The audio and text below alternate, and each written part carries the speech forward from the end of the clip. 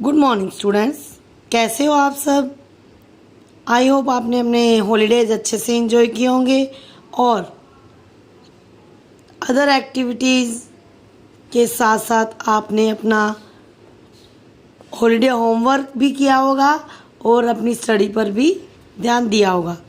तो स्टूडेंट, जैसा कि हमें पता है कि कोरोना वायरस के चलते अभी हमारे स्कूल्स ओपन होने की परमिशन नहीं मिली है, इसीलिए हम अपनी व्हाट्सएप क्लास को रेगुलर करते हुए अपना आगे का टॉपिक शुरू करते हैं। तो स्टूडेंट्स, हम जैसा कि हमें पता ही है कि हमने अपना जो है हिंदी का पहला चैप्टर हमने कर लिया था। हम पंछी उन्मुक्त गगन के हम अपना सेकंड चैप्टर दादी माँ रीड कर रहे थे, तो करते हैं।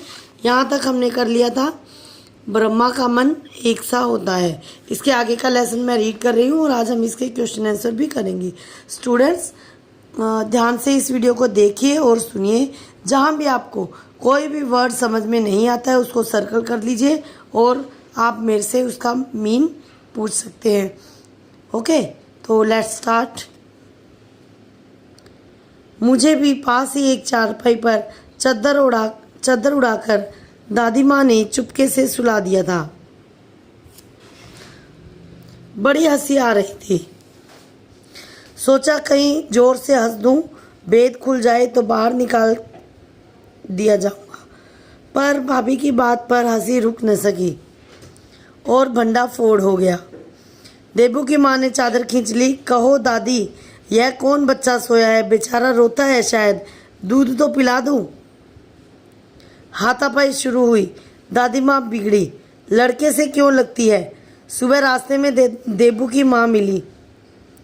कल वाला बच्चा भाभी। मैं वहाँ से जोर से भागा और दादी माँ के पास जा खड़ा हुआ। वस्तुतः किसी प्रकार का अपराध हो जाने पर जब हम दादी माँ की छाया में खड़े हो जाते, अभयदान मिल जाता। स्नेह और ममता की मूर्ति दादी माँ की एक बात आज कैसी कैसी मालूम होती है। परिस्थितियों का वात्याचक्र जीवन को सूखे पत्तों के सा कैसा नचाता है, इसे दादी माँ खूब जानती थी। दादा की मृत्यु के बाद से वे बहुत उदास रहती। संसार उन्हें धोखे की टट्टी मालूम होता।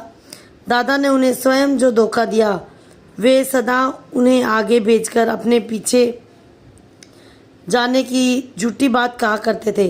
दादा की मृत्यु के बाद कुकर मुत्ते की तरह बढ़ने वाले, मुंह में राम बगल में छुरी वाले दोस्तों की शुभ चिंता ने स्थिति और भी डावाडोल कर दी। दादा के श्राद्ध में दादी माँ के मना करने पर भी पिताजी ने जो अतुल संपत्ति व्यय की वह घर की तो थी नहीं। दादी माँ अक्सर उदास रहा करती। माघ के दिन थे, कड़ाके का जाड़ा पड़ रहा था। पछुआ का सन्नाटा और पाले की शीत हड्डियों में घुसी पड़ती। शाम को मैंने देखा दादी माँ गिदली धोती पहने कोने वाले घर में एक संदूक पर दिया जलाए हाथ जोड़कर बैठी है। उनकी स्नेह कातर आंखों में मैंने आंसू कभी नहीं देखे थे। मैं बहुत देर तक मन मारे उनके पास बैठा रहा। उन्होंने आंखें खोली। दादी माँ, मैंने धीरे से कहा, क्या है रे, तू यहाँ क्यों बैठा है। दादी माँ, एक बात पूछूं, बताओगी न। मैंने उनकी स्नेहपूर्ण आंखों की ओर देखा। क्या है, पूछ। तुम रोती थी। दादी माँ मुस्कुराई। पागल, तूने अभी खाना भी नहीं खाया न। चल चल, धोती तो बदल लो। दादी माँ, मैंने कहा, मुझे सर्दी गर्मी नहीं लगती बेटा। वो मुझे खींचती रसोई में ले गई। सुबह मैंने देखा चारपाई पर बैठे पिताजी और किशन भैया मन मारे कुछ सोच रहे थे। दूसरा चारा ही क्या है, बाबू बोले। रुपया कोई देता नहीं, कितने के तो पिछले अभी भी बाकी हैं। वह रोने रोने से हो गई। रोता क्यों है रे, दादी माँ ने उनका माथा सहलाते हुए कहा। मैं तो अभी हूँ ही। उन्होंने संदूक खोलकर एक चमकती सी चीज़ निकाली। तेरे दादा ने यह कंगन मुझे इसी दिन के लिए पहनाया था। उनका गला भर आया। मैंने इसे पहना नहीं, इसे सहेज कर रखती आई हूँ।